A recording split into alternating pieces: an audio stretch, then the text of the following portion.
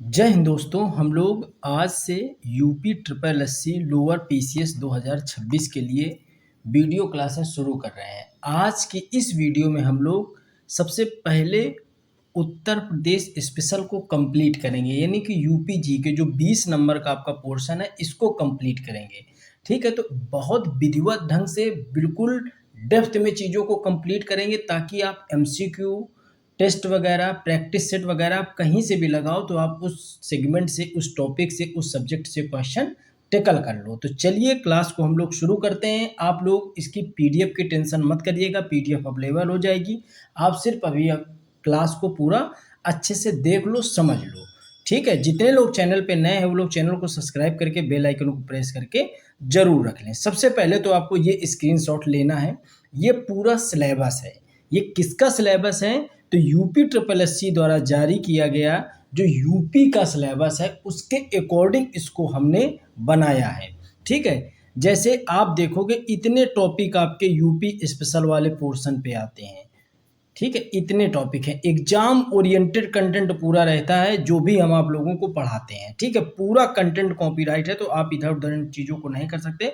आपको PDF available होगी, आप चाहो तो इसका वीडियो क्लास का नोट्स बना लीजिएगा। बस आपका मेन टारगेट हमारा है कि आप अच्छे से डेप्थ में चीज़ों को कंप्लीट करें और उस पोर्शन से, उस सेगमेंट से आप क्वेश्चन को टेकल कर पाएँ। देखिए ये टॉपिक पूरे दिए गए हैं तो आप इसका स्क्रीनशॉट ले लीजिएगा। इतना आपको पढ़ना है।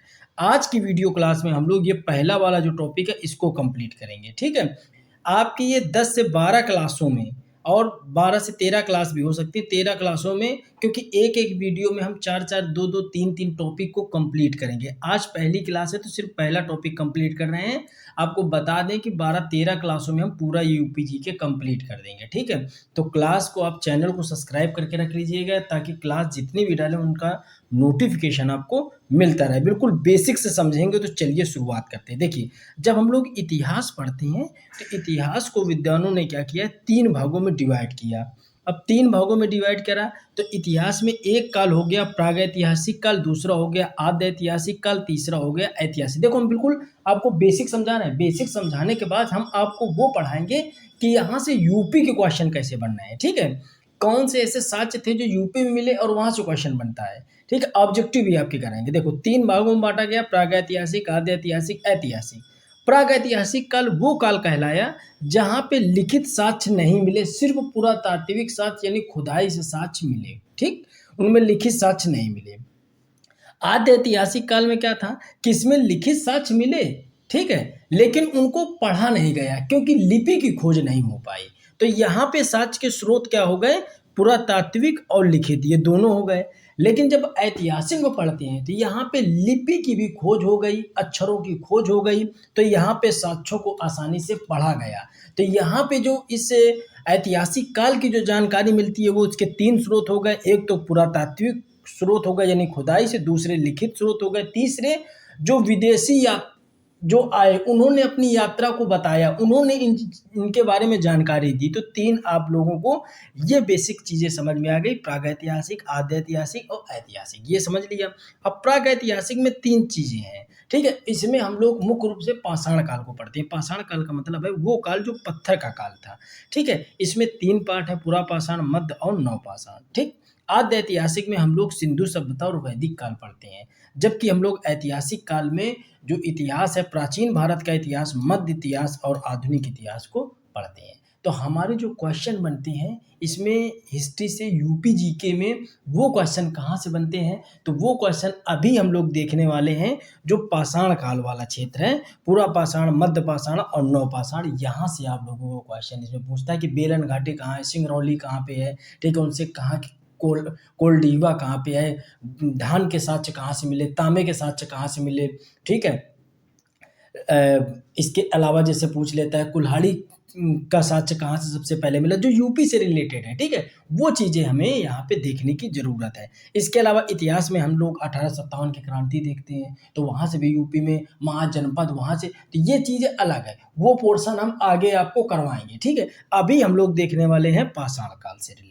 ठीक है, तो पाषाण काल में हम लोग ये देखेंगे। तो जब यूपी के संदर्भ में हम लोग इन चीज़ों को कवर कर रहे हैं, तो यूपी के संदर्भ में जब चीज़ें हमें पढ़नी है, तो यूपी के बारे में हम देखते हैं कि इसमें हमें क्या चीज़ें, पूरा पाषाण काल, मध्य पाषाण काल, नवपाषाण काल और एक इसमें नया पाषाण काल जुड़ जाता है जिसको कहते हैं ताम्र पाषाण काल या हड़प्पा सभ्यता। अच्छा, ये क्या था? ये जो जो हड़प्पा या ताम्र पाषाण काल ये क्या था? तो ये प्रागैतिहासिक काल का ही वह संक्रमण काल है जब मानव द्वारा पत्थर के औजारों के साथ साथ पहली बार तांबे की धातु का प्रयोग शुरू किया था। इसे ही ताम्र पाषाण काल के नाम से जाना जाता है। ठीक है, अब एक चीज और याद रखना, ये नौ युग के अंत और कांस्य युग के बीच का समय माना जाता है। ठीक है, इसी काल में आप लोगों ने देखा होगा तांबे की कुल्हाड़ी, छेनी, हथौड़ा, मछली पकड़ने के कांटे, ये सब आदि इसमें बनाए जाते थे। ठीक है, तो ये है हड़प्पा।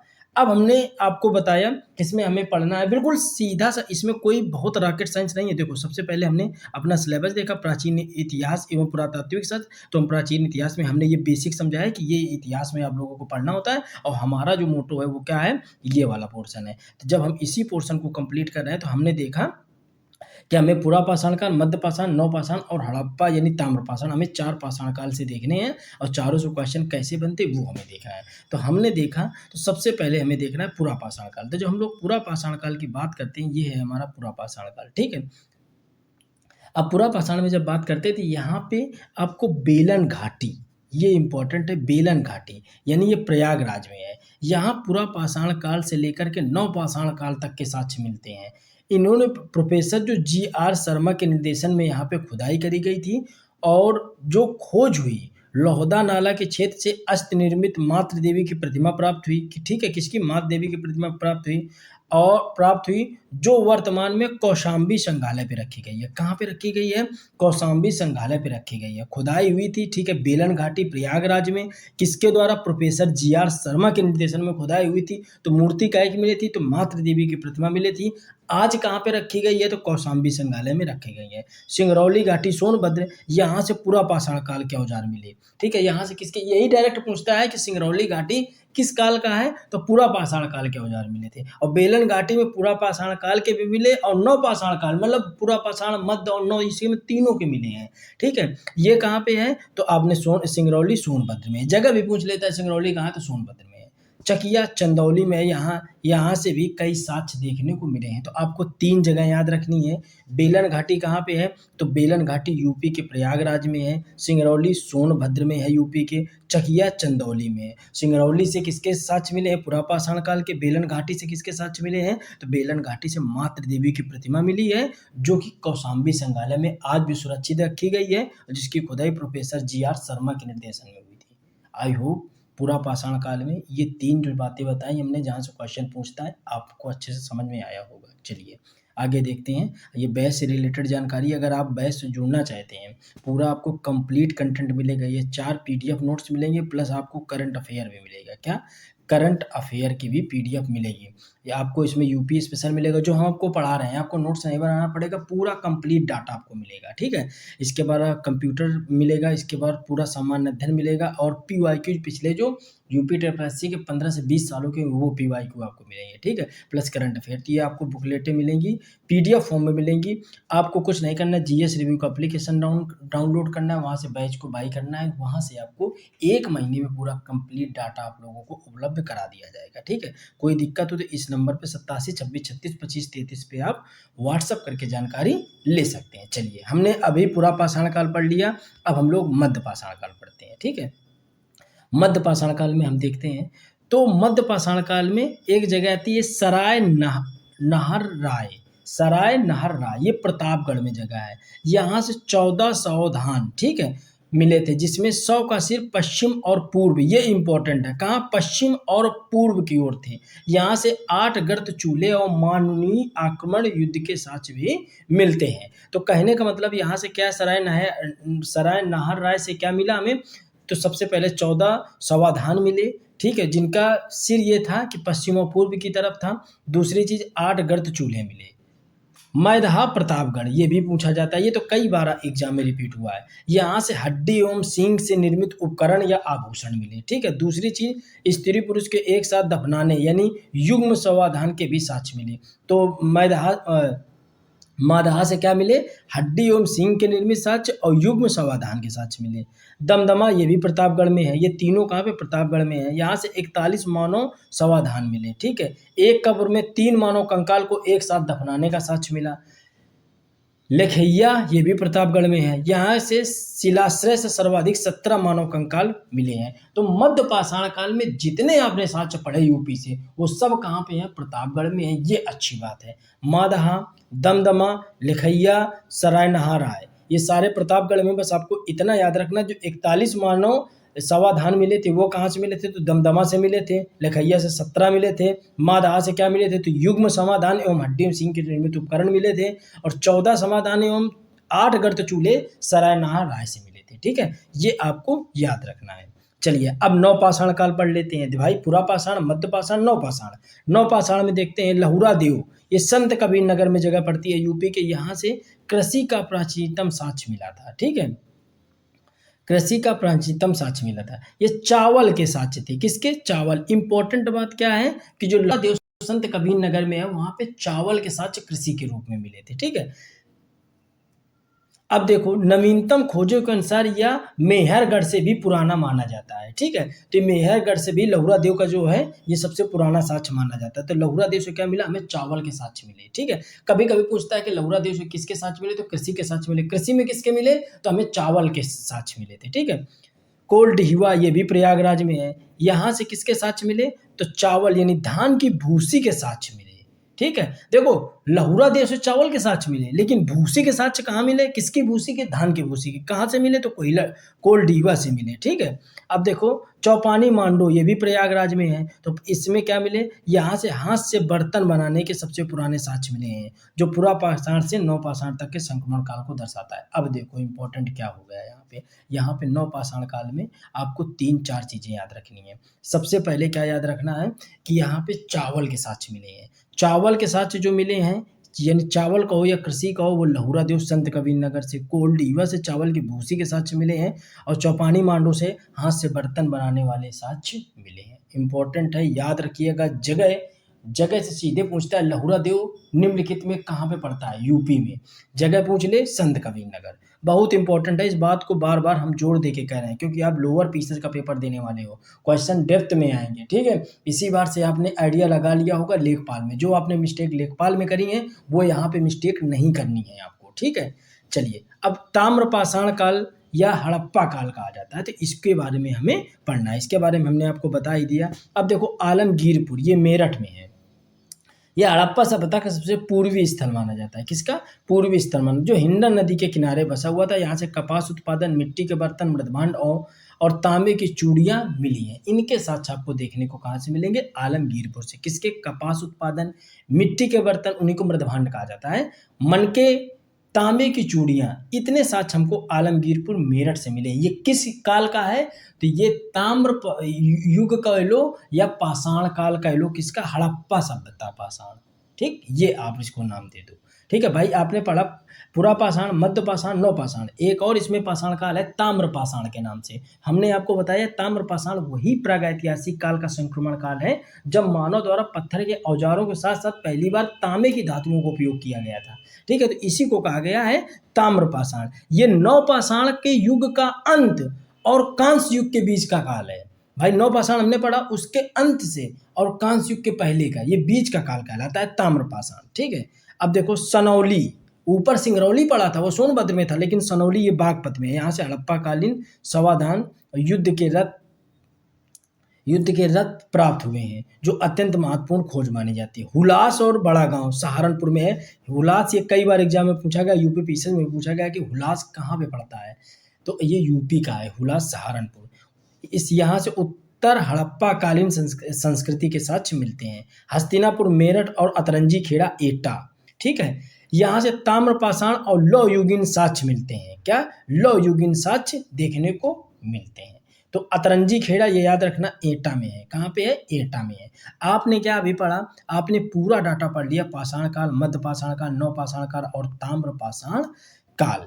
अब हम एक चार्ट में आपको ये बिल्कुल समराइज कर रहे हैं, इसका आप स्क्रीनशॉट लेना, ठीक है। समराइज कर दिया। देखो, लहुरा देव कहाँ है, संत कबीर नगर। कृषि में सबसे पुराने चावल के साक्ष्य मिले, किसके, चावल के। कोहलडीवा प्रयागराज में है, चावल के धान की भूसी के साक्ष्य मिले। बेलन घाटी प्रयागराज में है, अस्थि निर्मित मातृ देवी की प्रतिमा मिली, जो कहाँ पे है, कौशाम्बी के संग्रहालय में आज भी रखी है। सराय नहाराय प्रतापगढ़ गर्त मिले, 8 गर्त चूल्हे, 14 समाधान मानवीय आक्रमण के साक्ष्य मिले। मादहा प्रतापगढ़ में है, हड्डी के आभूषण स्त्री युग समाधान मिले। सनौली बागपत में है, हड़प्पा कालीन रथ और समाधान मिले। आलमगीरपुर मेरठ में है, हड़प्पा का सबसे पूर्वी विस्तार माना जाता है, जहाँ से कपास के साक्ष्य मिले। ये आपने तांबे की चूड़ियों के साक्ष्य मिले, मनके के साक्ष्य मिले, ये आलमगीरपुर का है। तो ये क्विक रिवीजन के लिए है, तो ये चार्ट से आप इन चीज़ों को अच्छे से समझ पाओगे। आप कमेंट करके ज़रूर बताइएगा कि चीज़ें आपको बेटर समझ में आ रही हैं या नहीं क्लास को, क्योंकि और डेप्थ में ले जा करके जहाँ से क्वेश्चन बनता है एक एक अच्छे से एनालिसिस कर रहे हैं, ताकि यूपी ट्रिपल एससी में इसमें जो लोअर की वैकेंसी आई है आपकी सीट पक्की हो जाए। बस आप लोगों को सपोर्ट इतना करना है कि वीडियो को शेयर कर देना और कुछ मत करिएगा, कमेंट डालिएगा कि सर क्लास किस लेवल की है, आपको समझ में चीज़ें आई हैं या नहीं आई है। ठीक है, चलिए आपने पूरा टॉपिक पढ़ लिया, अब हम लोग क्वेश्चन को सॉल्व करते हैं। आपने पूरा टॉपिक अभी पढ़ा ना, अब हम लोग देखते हैं कि आपने कितने मन से चीज़ों को कवर करा है। क्वेश्चन हमारे पास है, पहला क्वेश्चन हमारा क्या है, पहला क्वेश्चन है कि उत्तर प्रदेश के किस पुरातात्विक स्थल से भारतीय उपमहाद्वीप में कृषि यानी चावल के साक्ष्य मिले हैं। सिर्फ वो अभी भूसी उसी नहीं पूछ रहा है, वो पूछ रहा है कि चावल के साक्ष्य मिले हैं। तो चावल के साक्ष्य भैया कहाँ से मिले हैं, ऑप्शन है महरगढ़, लहुरा देव, कोहलडीवा, चौपानी मानो। तो देखो कोहलडीवा तो वो स्थान था जहाँ से चावल की भूसी के साक्ष्य मिले थे। लहुरा देव वो स्थान है जहाँ पे सिर्फ चावल के साक्ष्य मिले। किसके, चावल। और लहुरा देव पड़ता कहाँ है, कि संत कबीर नगर जिले में पड़ता है। कहाँ पे, संत कबीर नगर जिले में। चलिए अगला क्वेश्चन देखते हैं। उत्तर प्रदेश की किस नदी घाटी में पूरा पाषाण काल से लेकर के नव पाषाण काल तक के साक्ष्य मिले हैं। तो अभी आपने पढ़ा, सीधे से अर्थ है बेलन घाटी, बेलन घाटी। चलिए अगला, हड्डी और सींग से बने उपकरण तथा मानव समाधान उत्तर प्रदेश के किन मध्य पाषाण कालीन स्थलों से भारी मात्रा में प्राप्त हुए हैं। तो कहाँ से प्राप्त हुए हैं, तो आपको हमने जो बताया अभी जब आप पढ़ रहे थे मध्य पाषाण काल, तो उसमें कई चीज़ें मिली थी, समाधान मिले थे। आपने देखा होगा कि किसी में 41 समाधान, किसी में 14 समाधान, किसी में आपने पढ़ा कि 17 समाधान, किसी में आपने पढ़ा कि हड्डी और सींग से बने उपकरण। ये सारे आपने मध्य पाषाण काल में देखे, और मादहा से देखा, सराय नहाराय से देखा, दमदमा से देखा। तो ये सभी विकल्प आपके क्या होते हैं, सही होते हैं। ठीक है, तो अगर आप मन से पढ़ रहे होगे तो क्वेश्चन एक भी कठिन नहीं है, सारा आप जवाब दे रहे होगे। चलिए अगला देखते हैं। विश्व में मिट्टी के बर्तनों के प्राचीनतम साक्ष्यों में से एक उत्तर प्रदेश के किस पाषाणकालीन स्थल से मिलता है। किससे, मिट्टी के बर्तन। यूपी में मिट्टी के बर्तन से कहाँ से हमें मिले हैं, तो एक ही जगह तो आपको बताई थी हमने, प्रयागराज में स्थित है चौपानी मांडो। चौपानी मांडो से हमें मिट्टी के साक्ष्य मिले हैं, कोहलडीवा से हमें भूसी के साक्ष्य मिले हैं, धान के भूसी के। ठीक है, चलिए अगला क्वेश्चन हम लोग देख लेते हैं। बेलन घाटी के लोंधहा नाला क्षेत्र से किस पाषाणकालीन वस्तु की प्राप्ति हुई है। तो किसकी प्राप्ति हुई है, तो हमने एक चीज आपको बताई थी, बेलन घाटी से सर एक चीज आपको मिली है, अस्थि निर्मित मातृ देवी की मूर्ति। और वो मूर्ति कहाँ रखी गई है, तो वो रखी गई है कहाँ पे, कौशाम्बी में। कौशाम्बी संग्रहालय में इस मूर्ति को आज भी सुरक्षित करके रखा गया है। आई होप चीज़ें आपके समझ में आई होंगी। जो ये पाषाण काल वाला चैप्टर है, बस आपको यूपी में इतना पढ़ना है। इसके बाद हम लोग जो हमारा नेक्स्ट चैप्टर है जिसको हम लोग देखेंगे, वो हमारा कौन सा चैप्टर होगा, वो होगा उत्तर प्रदेश का सामान्य परिचय। हम बता रहे हैं, आप किसी भी यूट्यूबर को फॉलो करना, आप चैप्टर का स्क्रीनशॉट ले लेना, आप एक एक चैप्टर को बारीकी से पढ़ना। एक एक चैप्टर है, देखो पढ़ाई तभी बेहतर होगी जब आप बेहतर ढंग से पढ़ोगे। ठीक है, कोई कितना भी अच्छा कंटेंट दे दे, लेकिन अगर आपके जहन में, आपके दिमाग में नहीं वो कंटेंट समझ में आया है कि किस लय से पढ़ना है, किस तरीके से पढ़ना है, उसका तरीका क्या है, सिनेरियो क्या है, तो आप उसको नहीं पढ़ पाओगे। तो एक एक चैप्टर को क्लियर करना है। कल हमारा जो होगा उत्तर प्रदेश का सामान्य परिचय, मेले और ये जो रामसर स्थल है, ये सब हम कंप्लीट करेंगे कोशिश करके। ठीक है, तो वीडियो को लाइक करिएगा, कमेंट करके जरूर बताइएगा वीडियो क्लास कैसी है। बाकी वीडियो को शेयर करिए। मिलते हैं अगले वीडियो में, तब तक जय हिंद, जय भारत।